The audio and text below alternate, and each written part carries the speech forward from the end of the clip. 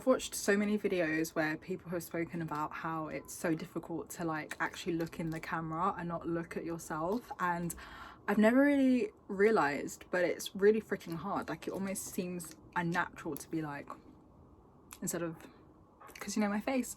But anyway, today I'm going to be talking about some tips and tricks on how to buy your first car. Keep in mind, I do live in the UK. I live in London / Essex, that kind of like weird no man's land, so that's going to be relevant in a second. But yeah, let's get started.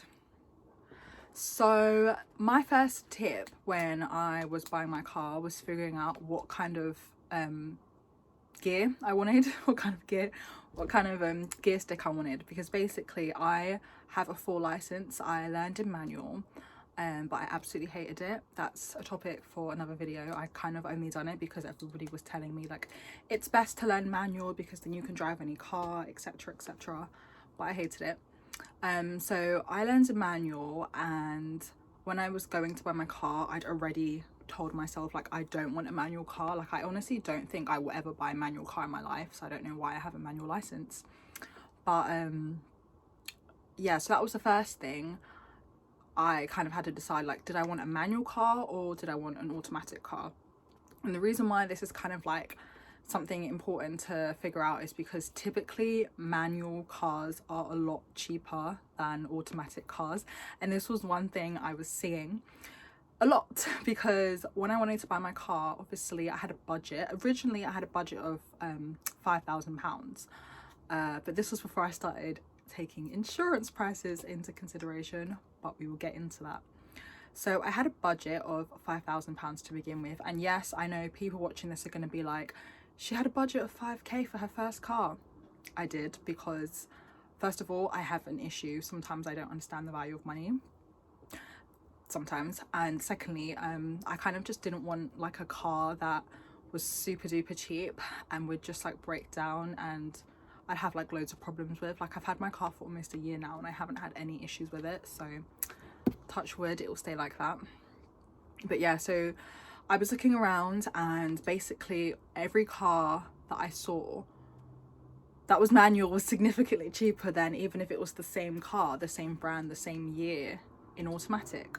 But I'd say that's the first thing you kind of have to sorry if I look up a lot. I look up a lot when I speak. It's a really bad habit. Like you could be in front of me and I'll just be like, yeah. But anyway, so that's the first thing to decide, because I was seeing some manual cars that I liked that were like maybe 3k, and then the same car was like 4.5 in automatic. So I'd say that's the first thing to decide, like, do you want a manual car or do you want an automatic car? And obviously there are pros and cons to both. So like an automatic car, like you don't really have to worry about the actual car. So like anyone who's learned in manual or driven manual will know what I mean. Like you don't have to worry about the car. Like literally your focus is just on the road situation. So like you're driving, like, oh, give way sign, let me stop, oh, pedestrian, let me stop, oh, it's an orange light, let me speed. No, I'm joking. But yeah, like you only have to worry about the surroundings, not the actual car. Whereas obviously when you have a manual car, there are certain other things you have to worry about, such as your clutch control. Like if you're on a hill starts are a pain. That's how I failed my first driving test, on a hill start in the first like 10 minutes. But yeah, you have to think about that as well. Obviously you've got like the changing of gears, which you might find annoying.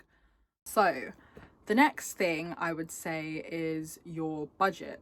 So you've decided that you want a manual car. Let's say you want a manual car. I feel like most first time drivers get a manual car. I always have to be different, but you know, that's just me. So let's say now you've decided you want a manual car. So next you have to figure out your budget. And the thing with your budget is you need a budget for your actual car, but then you also need a budget for your actual insurance, and then your road tax. And then you also have to think, if you live in an area like mine, the whole residential street is like controlled parking zone, so you need a permit.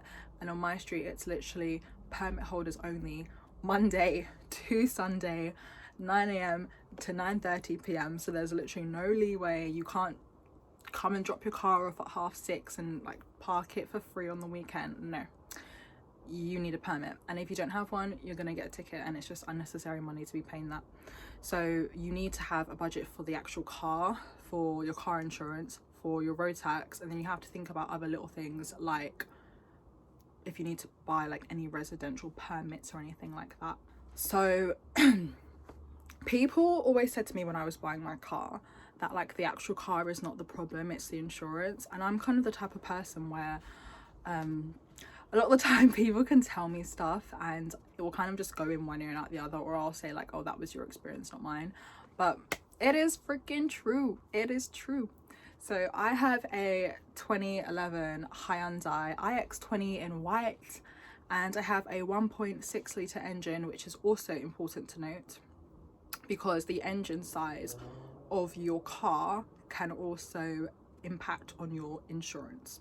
So obviously if you have a small engine like a 1 litre or 1.2 litre, your car just has less power, you know, so your insurance is likely to be a little bit cheaper. And also in terms of like general maintenance of the car, you're more likely to, you know, use less petrol when you do drive as well. So that is something to consider. With your car insurance, where you live plays a huge part in how much it's going to cost. So like I said, I live in East London / Essex. I actually have an Essex postcode, but I live in a London borough, so yeah. And I was looking at insurance prices for like every car I was interested in. So like the main places I was looking at cars for was on Auto Trader. You can actually also find cars on Gumtree as well. There's loads of different places: Facebook Marketplace, Auto Trader, Gumtree. These are obviously for used cars. If you want to buy a brand new car, go to the dealership. But Auto Trader is really good because you can put in your price range. You can put in if you want a manual, automatic. You can put in the color, you can put in the make, you can put in the number of doors, you can put in the engine size. You can't do this on Gumtree. You can get used cars from a lot of places, and obviously you have like used car dealerships as well. That's also an option. But what I did and what I would suggest is for every car you're interested in, check the insurance before you even contact them to see if you can have like a test drive or come and see the car, because there's no point. Usually, like most people, although there are some people in Auto Trader who blur out the license plate, which is a bit annoying when you're trying to sell a car, but for the most part you'll be able to see the number plate.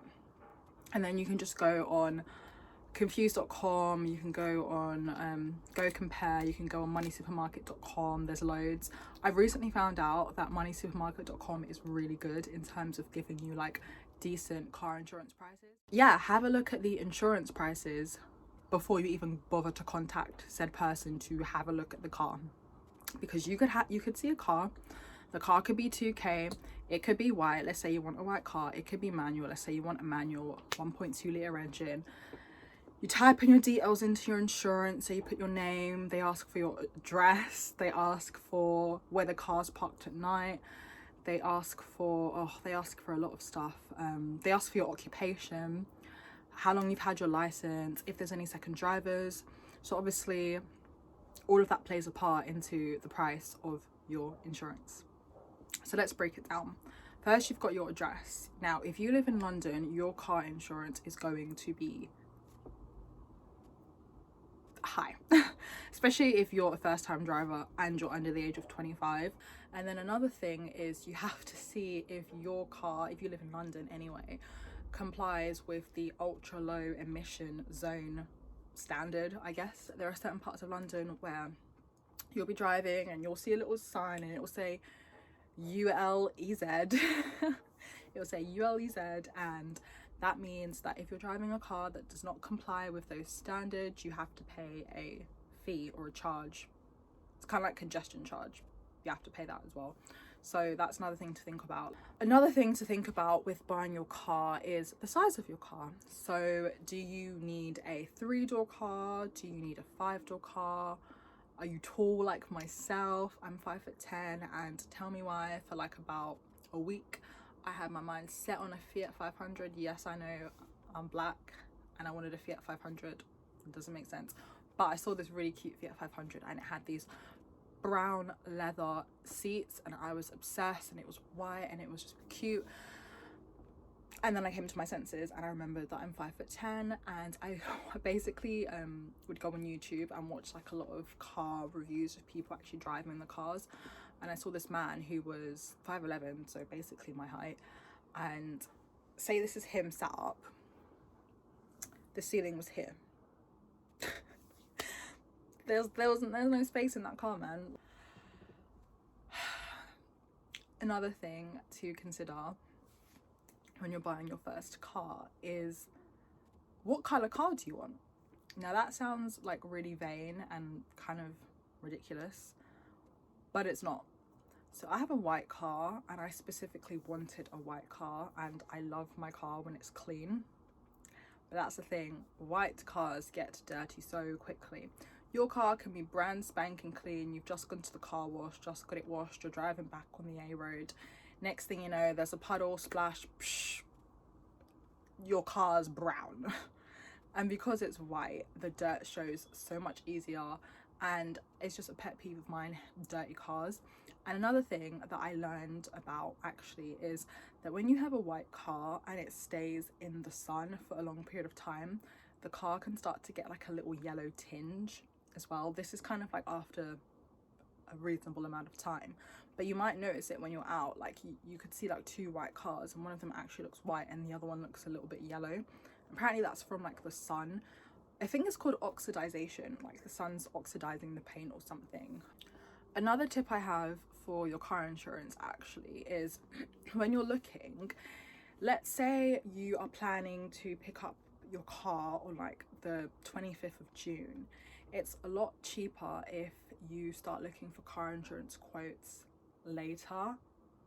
So I guess in that sense, earlier. But what I mean is, let's say it's the 22nd of June, you were planning to pick up your car on the 25th of June.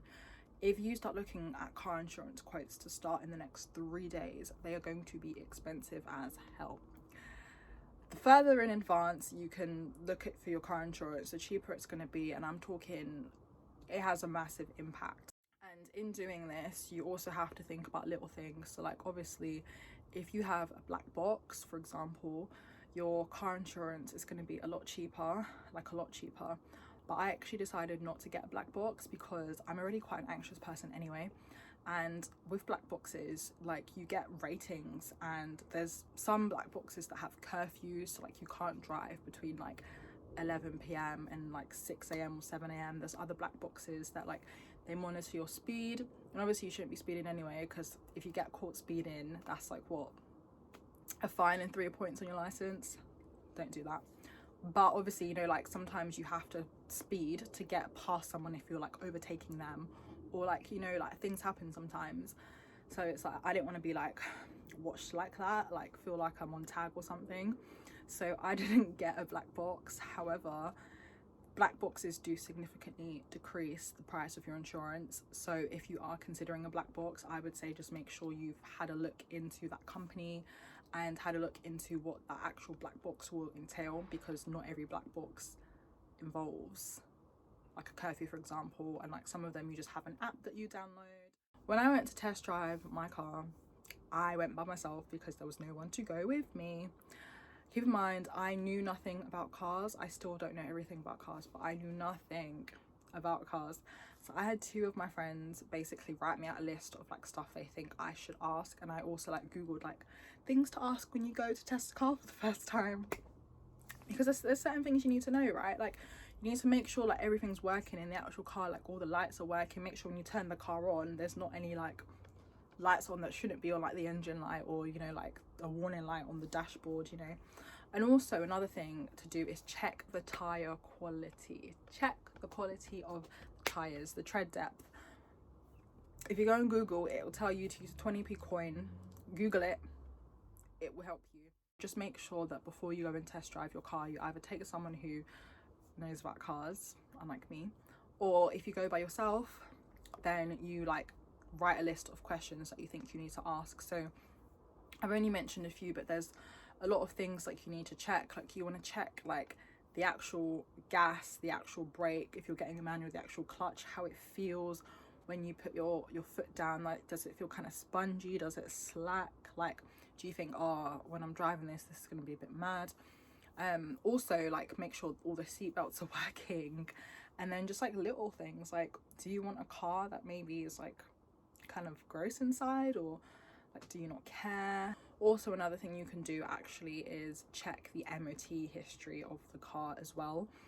This, I guess, may or may not matter that much to people depending on what they think, but I liked to check the MOT history because I wanted to see how much the car had failed the MOT. Like, I wanted to know how much the previous drivers had looked after the car. My car had 2 drivers before me, and I wanted to know like what my car had been through, what my potential car had been through. So, and also, if it's not in the greatest of conditions, try and negotiate, try and get some of that money off the price they're trying to sell it for, because at the end of the day they are trying to sell their car. They know they have a used car and they want it gone. So try and negotiate. Obviously, like, don't suggest something arbitrary and ridiculous and that they're never going to agree to, but try and negotiate the price and see if you can haggle down a little bit. So like, you know, if there's some scratches, some wear and tear, like if some of the leather in the seats is chipping off, you know, mention it. Feel like, oh, I'm sorry, but can we get a little bit of money off for that? Or, you know what I mean? I can always tell when you're lying, girl, you're see-through. All these miles away, yeah, I just wanna see you. Baby, give me good face, she hit me like seafood. Remember when I saw you, hi, it's nice to meet you. Know my old girl salty, she just wanna be you. I'm a dog, no Maltese.